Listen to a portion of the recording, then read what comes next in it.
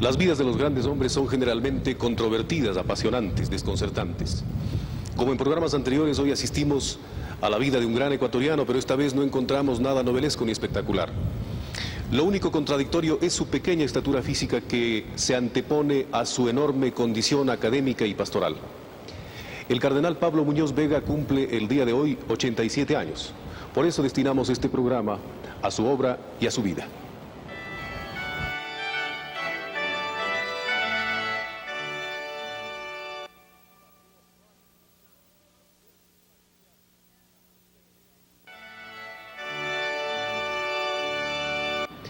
En forma retrospectiva asistiremos ahora al retiro donde vive actualmente el cardenal, para volver después a su pueblo natal de Mira, a sus días de seminarista y a su brillante trayectoria como alumno, profesor y rector de la Universidad Gregoriana de Roma. El día que entregó la diócesis de Quito y se alejó del palacio arzobispal, para el cardenal Muñoz fue como cualquier otro día. Acostumbrado a practicar la obediencia, aceptó su nuevo estado no con resignación, sino con la alegría del sembrador que después de entregar su energía al cultivo de la tierra, se retira cuando el sol ha caído detrás de la última colina. Ese, sin embargo, fue un día diferente, porque se alteró marcadamente el ritmo exterior de su vida. Acababa de cumplir 83 años y había decidido entrar en el silencio del Hogar San José, una suerte de asilo para obispos y sacerdotes jubilados, dando término a su larga tarea académica y pastoral. El reglamento eclesial establece que los obispos deben entregar su ministerio a los 75 años. El cardenal Muñoz renunció a su obispado al cumplir esa edad, pero el Papa le pidió que continuara en funciones hasta cuando sus fuerzas lo permitiesen. La tarde que llegó con su ligero equipaje a su nueva residencia, ubicada en el sector de la Armenia del Valle de los Chillos, recorrió velozmente su vida de seminarista y sacerdote. Los años felices del Colegio Loyola de Cotocollao, los días gloriosos de la Universidad Gregoriana de Roma y sus casi 5 lustros de obispo. Todo había quedado atrás en diversos recodos de su vida. Ahora solo tenía al frente la longura del pasillo de la nueva estancia, la compañía de 2 monjas dominicas que le atendían a él y a otros sacerdotes, y la antigua soledad de su celda. El Papa le había dejado en libertad para que se separara cuando quisiera. Eso le permitió tomarse una prudencial espera y retirarse, no en busca de la descansada vida del que se aleja del mundanal ruido, sino detrás de nuevos objetivos que libremente se los había impuesto. Su vida ahora sigue siendo sobria y sencilla, igual que siempre. Esta pequeña habitación de piso de vinil y paredes blancas es su dormitorio. Allí se ven los mismos muebles tallados en nogal que le regalaron los quiteños cuando fue nombrado arzobispo. La figura de la Virgen Dolorosa enmarcada también en madera tallada y un sencillo cuadro de su padre, Antonio Muñoz. A pesar de haber nacido en la punta opuesta al cálido valle de Vilcabamba, el anciano cardenal mantiene a los 87 años de edad un envidiable estado físico y una increíble lucidez mental y emocional.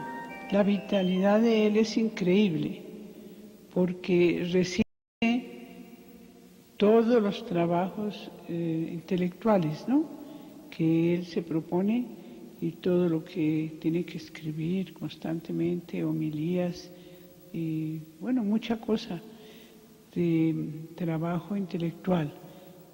Una de las tentaciones que el cardenal no ha podido resistir es la de los libros. Todos los días se embarca en el mar inquietante de su biblioteca y allí permanece sumergido por horas. Una de las religiosas que le cuidan relata la increíble fortaleza del anciano sacerdote que vive para sus libros, pero también para escuchar, orientar y ayudar a muchos sacerdotes y gentes de diversa índole que acuden en su búsqueda. Pues lo que vemos nosotras exteriormente es una vida muy sobria. Él se levanta, a las 7:30 está en la capilla para decir la misa todos los días. Y luego se va a su escritorio, donde permanece horas enteras trabajando, recibiendo constantemente personas que le solicitan. Las monjas cuentan que su comida es muy sana pero sobria, con 2 cafecitos colombianos por la mañana.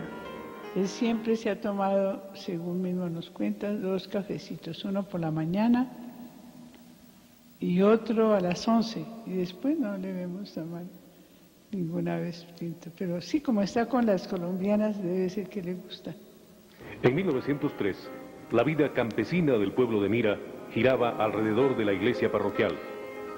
Don Antonio Muñoz, un hombre de luenga barba, con apariencia de patriarca, perdió de pronto su imperturbable calma y saltó hasta el tumbado, cuando la partera le anunció que su 4º hijo, que acababa de nacer, era varón. Segundo Pablo Mardoqueo, fue el único varón y el último hijo de la familia Muñoz Vega. Tímido e introvertido, el pequeño Pablo fue hechura de su padre, que le entregó una sólida formación cristiana y se convirtió también en su primer maestro y conductor. La formación conservadora de la familia, la austeridad que heredó de su progenitor, su frecuente contacto con la iglesia del pueblo y su temperamento disciplinado e inclinado a la meditación y al estudio, le llevaron a los 12 años al colegio Loyola que mantenían los jesuitas en Cotocollao. Al despedirse en la puerta del colegio, padre e hijo ahogaron su llanto con un abrazo que simbolizaba una larga separación. Para mitigar la nostalgia del hogar, Pablo solía trepar a la terraza del colegio desde donde oteaba el horizonte de colinas, tratando de alcanzar el pueblito de su niñez. Después se entregó de lleno a sus estudios, pero siempre mantuvo una constante comunicación epistolar con su familia. De sus años infantiles, Muñoz recuerda su temprana decisión de entregarse a la vida religiosa, pero también su pasajera afición por el juego de pelota nacional. ¿Qué la traía? Sí, la pelota, pero la pelota nuestra, ¿no? La nacional. Nadie puede dudar que Pablo Mardoqueo nació para cura y de los auténticos. Sin embargo, le preguntamos, ¿qué profesión habría escogido usted de no hacerse sacerdote? No sé decirle realmente con toda precisión, ¿no? Pero tal como entonces sentía yo las cosas, creo que hubiera pensado en algo así como ingeniería para crear algo. Tanto en el Loyola como en el filosofado jesuita, Muñoz impresionó gratamente a profesores y compañeros por su bondad innata y su entrega a los estudios. A casi 80 años de esa etapa de su vida, recuerda todavía el nombre de sus pocos amigos. El principal amigo fue el Monseñor Benigno Chiriboga, que ingresó a sí mismo en ese colegio. Después de aprobar el filosofado con las más altas calificaciones, ejerció la docencia por 4 años en Quito y en Riobamba, hasta que fue enviado a estudiar teología en Burgos, España. De allí pasó a terminar sus estudios en la Universidad Gregoriana y se ordenó sacerdote a los 30 años. Desbordante de felicidad, le comentaba en una carta a su padre, la víspera del ordenamiento, que por fin se va a hacer realidad el más grande anhelo de su vida. El neosacerdote se entregó de lleno a los estudios filosóficos sociales y terminó su especialización con una tesis sobre San Agustín, que se convertiría en uno de sus autores preferidos y el que más influiría en su formación teológica. Su primer acto académico como alumno de la Gregoriana contó con un auditorio repleto de sacerdotes y estudiantes de diversos países, quienes colmaron de felicitaciones y aplausos al pequeño curita, procedente de algún país de Latinoamérica que les acababa de sorprender. Esa intervención perfiló ya al futuro profesor y rector de la famosa Universidad Romana. A los 32 años viajó a Colonia, Alemania, para perfeccionarse en psicología religiosa y sociología. 2 años más tarde, regresó como catedrático de la Gregoriana. Era el primer ecuatoriano en arribar a ese elevado nivel. Pronto se convirtió en uno de los catedráticos más brillantes y uno de los intelectuales más destacados y respetados de la comunidad jesuita. El seminarista que viajó a Roma en 1932 regresaba al Ecuador 16 años más tarde, con la aureola de académico distinguido y con un elevado cargo dentro de su comunidad, visitador de la Compañía de Jesús en el Ecuador. A los pocos meses fue designado superior de los jesuitas ecuatorianos. A los 53 años, fue nuevamente llamado a Roma, esta vez como rector del Colegio Pío Latinoamericano, y 2 años más tarde fue nombrado rector de la Universidad Gregoriana, la más prestigiosa de las universidades pontificias debido a su alto nivel académico. Muñoz ha sido el único sacerdote latinoamericano que ha ocupado hasta ahora esa función. El actual obispo de Tulcán, Monseñor Pavón, recuerda emocionado su primer encuentro con el futuro cardenal. Efectivamente, yo le conocí al cardenal allá en la ciudad de Roma, cuando fui a estudiar en la Universidad Gregoriana. Como ecuatoriano que soy y como ecuatoriano que era el rector, quería conocerlo y no tenía oportunidad por las múltiples ocupaciones de su puesto. Pero un buen día allí con los demás compañeros me dijeron, él es el padre rector.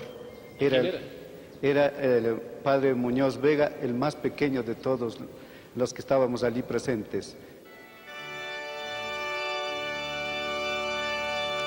¿Qué piensa Muñoz Vega de los grandes problemas de nuestra sociedad? ¿Cuál es su posición dentro de la Iglesia? ¿Cómo ve los problemas del Ecuador? De su propia boca, conozcamos el pensamiento del cardenal. En 1964, el cardenal Carlos María de la Torre se encontraba enfermo, ya casi retirado, y necesitaba con urgencia un obispo asistente.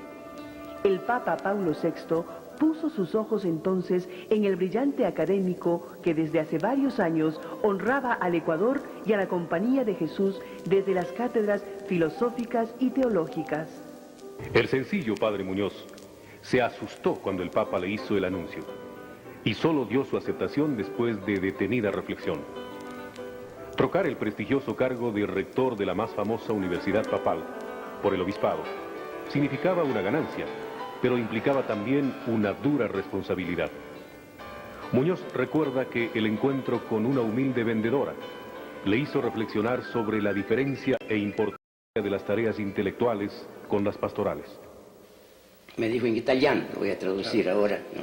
Dice, dicen que usted es muy inteligente, pero ¿para qué quiere toda esa ciencia, sino para nosotros, los pobrecitos?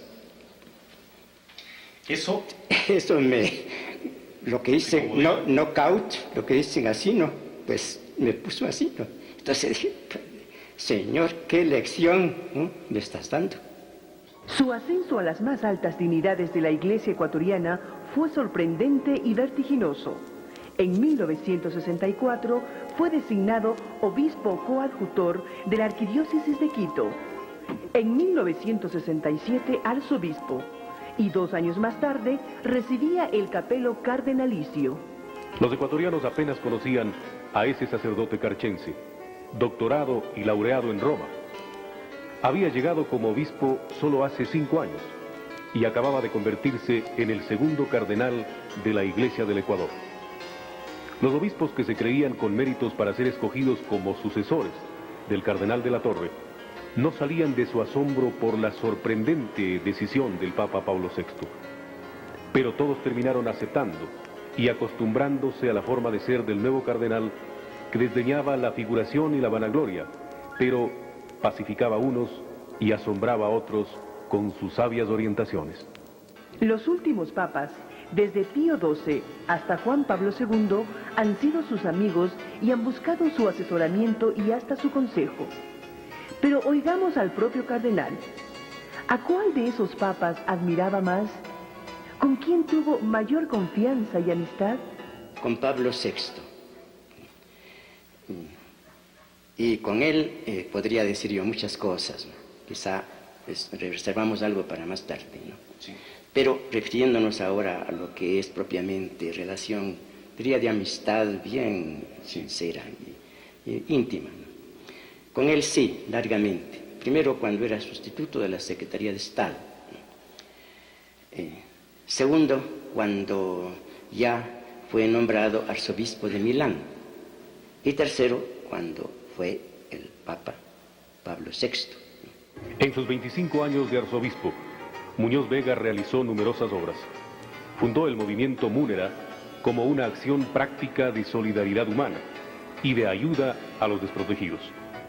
Reconstituyó la radio católica dando una vigorosa orientación a su programación, creando además algunos centros de ayuda social.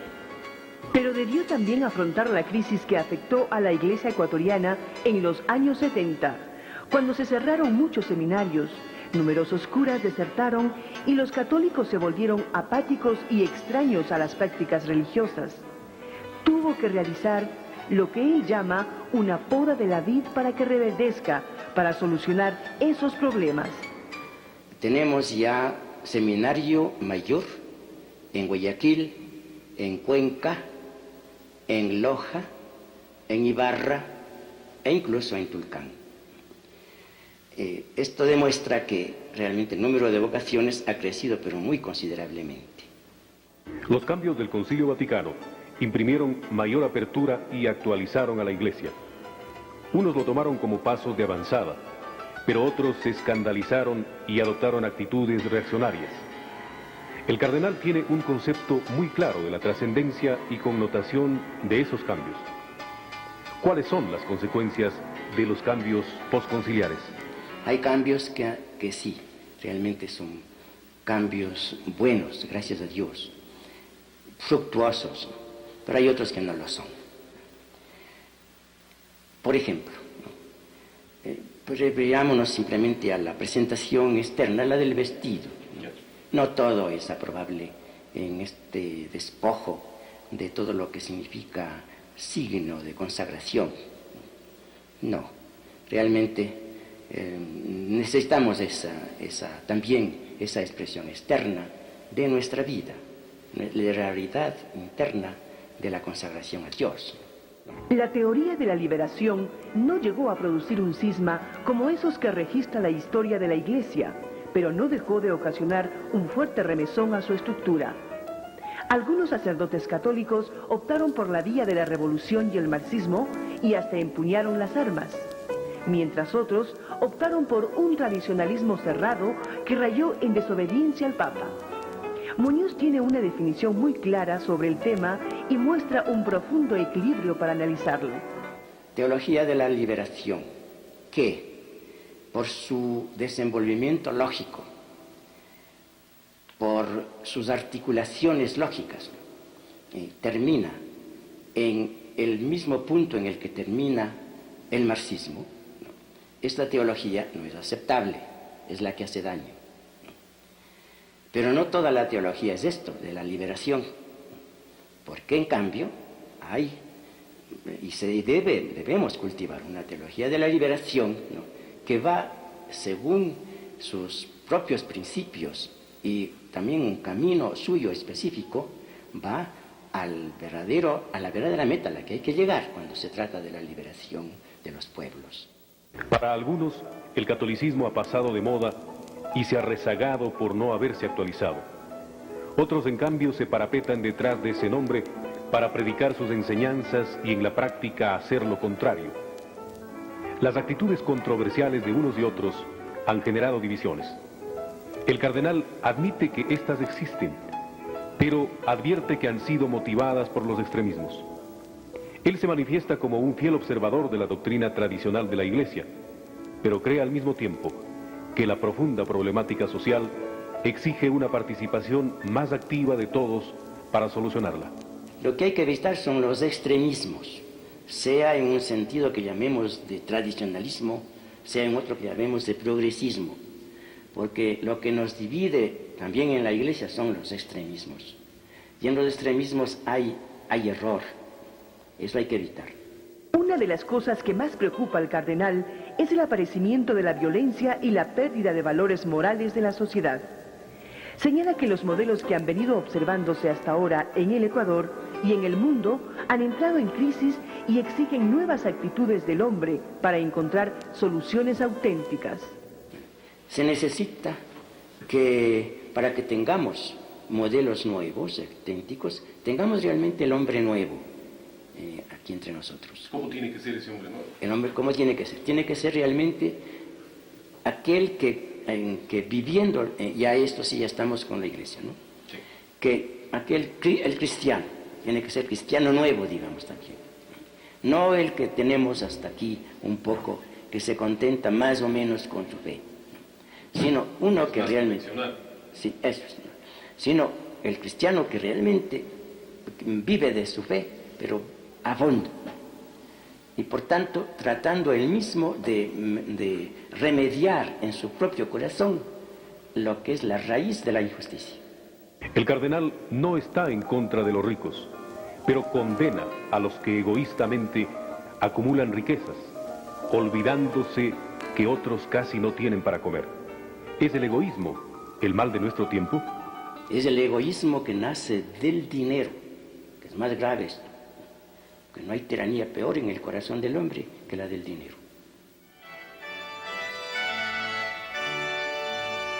Parece que la inmensa bondad del cardenal les conquistó a todos, a tal punto que nadie quiere hablar de sus defectos. Oigamos lo que piensan de él varios obispos, un ex embajador y un político de extrema izquierda.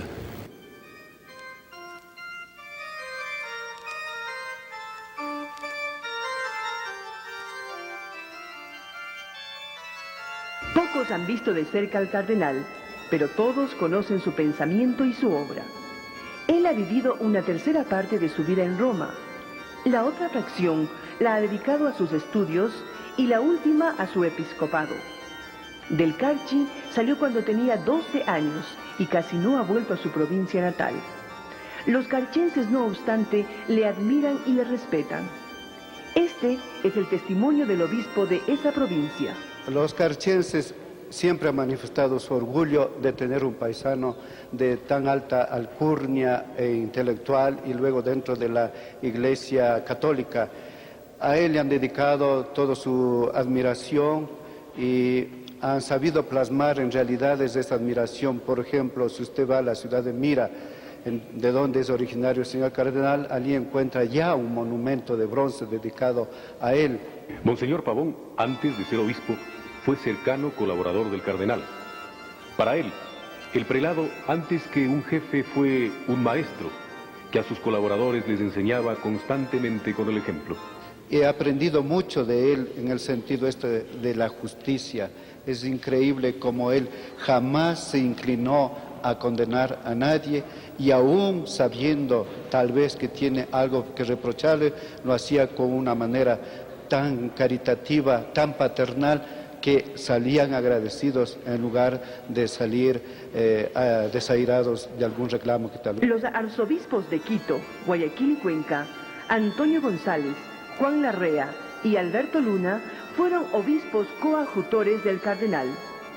Ellos están de acuerdo en que su ex jefe fue más bien un bondadoso amigo que les guió con prudencia hacia el sitial en que ahora se encuentran. Él como jefe fue una persona muy amable, muy condescendiente. Por otra parte, supo confiar en sus colaboradores. Nos daba toda la autonomía necesaria para el cumplimiento de nuestras obligaciones dentro de los espacios y dentro de las esferas de competencia que nos había confiado. González recuerda que el ex arzobispo de Quito siempre actuó con su conocida bondad, pero siempre encontró soluciones a los problemas que le tocó enfrentar. El cardenal Muñoz Vega se ha distinguido también por la clarividencia con que ve todos los problemas y realidades de nuestra sociedad. Es una inteligencia privilegiada y por lo mismo sus mensajes dan respuesta lo más acertada a los distintos problemas y situaciones del mundo contemporáneo. Y esto ha permitido que sus mensajes sean aceptados por todos los ecuatorianos. Para el arzobispo de Cuenca, Alberto Luna, el cardenal Muñoz sigue siendo un maestro que predica con el ejemplo. Aprendí tanto del señor cardenal, de la sencillez de él, a entender los hombres, especialmente los sacerdotes, y a entender la vida, los hechos que se relacionan con el ejercicio de nuestra misión en una perspectiva que es muy distante y diferente de la que hasta entonces había tenido como simple sacerdote. Luna Tovar, que antes de ser elevado a la dignidad de obispo, fue un fraile carmelita, destaca la humildad de Muñoz Vega, que según él es inseparable de su sabiduría. Y en la figura del señor cardenal hay perspectivas inmensas y muy distintas para analizarlo, para enjuiciarlo, porque su frente es luminosa, su corazón es muy grande, la expresión de su sencillez es muy fecunda. Yo insisto en eso, la expresión de su sencillez, de su pedagogía, y por otra parte, su enseñanza, de hecho, histórica, lo que ha podido enseñar en las distintas cátedras que ha tenido, es inmensamente rica. Conforma un mundo de culturas que se encuentran en una persona tan simple, tan elemental en su expresión externa, pero tan capaz de enriquecer a los demás con lo mucho que él tiene. El arzobispo Luna hace también otras precisiones sobre la trascendencia de Muñoz Vega como conductor de la Iglesia ecuatoriana en los últimos 25 años. ¿Es un hombre de nuestro tiempo? Pienso que sí, porque es muy hombre en sus actitudes, en sus sentimientos, muy religioso en su vida, muy sacerdote en su acción. Y el tiempo presente exige más que nunca autenticidad. Debe saber el señor cardenal, porque es hombre que hace examen de conciencia permanente, se le ve en la mesura de sus actitudes, en lo que ha logrado y en lo que no ha logrado sus propósitos, en lo que ha conseguido y en lo que no ha conseguido. Sus exámenes de conciencia deben ser arduos por la delicadeza que tiene, pero yo pienso que en la época en la que le ha tocado vivir, él ha cumplido una gran misión. También recogimos el criterio del ex embajador en el Vaticano, Francisco Salazar Alvarado. Una de las cosas que le impresionaron al ex diplomático es la amistad que Muñoz Vega mantiene con los más altos prelados de la curia romana, quienes continuamente le preguntaban por él. Recuerda además que fue una de las autoridades del último sínodo realizado en Roma. La autoridad que él tiene es enorme. Yo pude constatar dentro del sínodo, en primer lugar, él no era parte integrante del sínodo como arzobispo de Quito, sino que fue designado por el Papa como representante suyo para las sesiones del sínodo, lo cual significaba un honor y una deferencia especial del Santo Padre para con el cardenal Muñoz. Salazar advierte que el propio Papa le preguntaba constantemente por el cardenal Muñoz. No olvide de saludarle especialmente en mi nombre. Y me añadió esto: lastimosamente ya el señor cardenal no tiene la obligación de venir porque ya había cesado en todas sus funciones. Espero que venga a cualquier momento. Es distinto, me dice, cuando tienen obligación pues se ven forzados a llegar por aquí. Pero espero que el cardenal Muñoz en algún momento venga porque aquí es muy necesaria su presencia. Pero el cardenal no es conocido y respetado solamente por los jerarcas de la Iglesia. Lo es también por la gente sencilla, por los guardias suizos y por los empleados de la Universidad Gregoriana, quienes todavía le recuerdan con cariño. En el Ecuador, en Roma y en todos los lugares en los que se ha divulgado el pensamiento y la acción del cardenal, existe un sentimiento generalizado sobre su estatura moral e intelectual. Todo el mundo reconoce la altísima calidad intelectual, moral que tiene y al mismo tiempo su invalorable modestia. Obvio, las dos cosas se unifican en la misma persona y no se pueden separar. El diputado René Molle Mosquera, director del Frente Amplio de Izquierda, quien ideológicamente está en la orilla opuesta del cardenal, tuvo similares comentarios que los de los obispos consultados. Yo podría ubicar a Monseñor Pablo Muñoz Vega como uno o el más ilustre de los prelados que ha tenido el Ecuador. Y digo esto porque quien llegó a ser rector de la Universidad Gregoriana del Vaticano, quien ha tenido las más altas investiduras, quien es un políglota y quien ha sabido manejarse en muchas coyunturas políticas del país con un gran equilibrio, ha sabido comprender coyunturas políticas en el país, desde la óptica de su fe, de la fe cristiana, de la fe religiosa, merece el respeto. También el diputado comunista parece que se dejó atrapar por esa apariencia de campesino bondadoso que tiene Muñoz Vega, detrás de sus gruesos lentes de intelectual y de su negra sotana. Él, que es de un origen modesto, de origen campesino, su padre fue un agricultor, un ilustre carchense, pues nació en la ciudad, en el pueblito de Mira. Me parece que esa circunstancia de su vida lo hizo conocer de cerca al hombre ecuatoriano, al trabajador de la tierra, y en ese sentido él receptó todo aquello, es decir, la bondad que él irradia, la modestia que él irradia, porque hay que decirlo que es un hombre extraordinariamente modesto, equilibrado, es lo típico del campesino ecuatoriano. Una de las cosas que más le ha impresionado al abogado Mollé es la actitud del prelado frente a los problemas sociales, equiparable con la que mantuvo el desaparecido obispo de Riobamba, Monseñor Leonidas Proaño. Igual que los demás entrevistados, Mollé tampoco quiso encontrar defectos en Monseñor Muñoz Vega.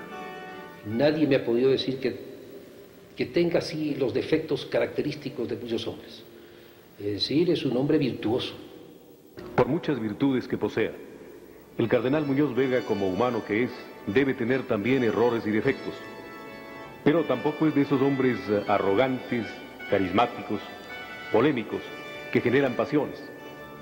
Es más bien tímido, poco locuaz, y destila una bondad que inunda de paz el ambiente y que hace que la gente pase por alto sus imperfecciones.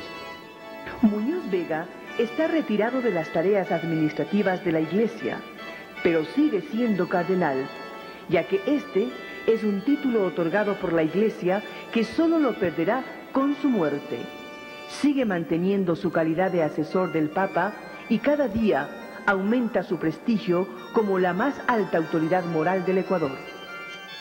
Aquí termina el relato documental sobre la vida de este pequeño gran hombre, del que algunos llegaron a pensar que hasta podría ser elegido Papa, y que ahora consume sus días en la paz de su retiro monacal, pero que ha entrado ya en el libro de la historia como la expresión más auténtica de la bondad, la humildad y esa sabiduría que solo es capaz de anidar en las mentes limpias que palpitan permanentemente en búsqueda de la verdad.